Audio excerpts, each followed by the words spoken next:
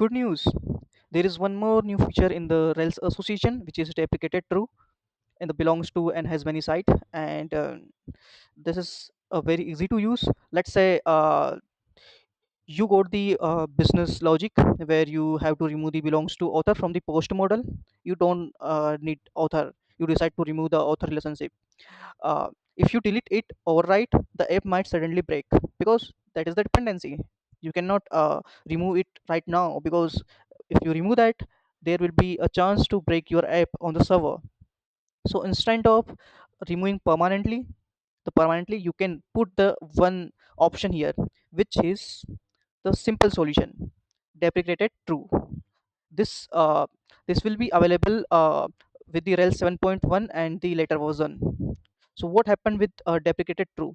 Whenever someone's run the query post.author, you will get the one message which is deprecated warning.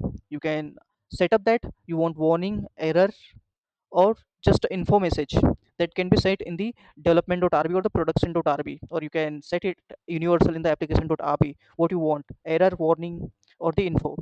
So it will be like author is deprecated and will be removed in the future version. So don't remove it instantly at the time. Just put the deprecated true and remove it permanently later in the second version. So why it's matters: SafeNet visibility. So that will be visible for the first version, and at the later version you can remove it permanently without any cost.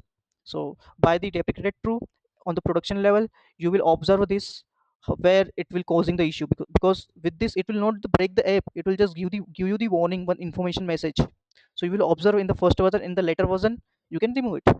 Software is never static, it will change over the time. So when you need business logic something like that, just use deprecated true and enjoy else new feature. Thank you for watching. Have a nice day.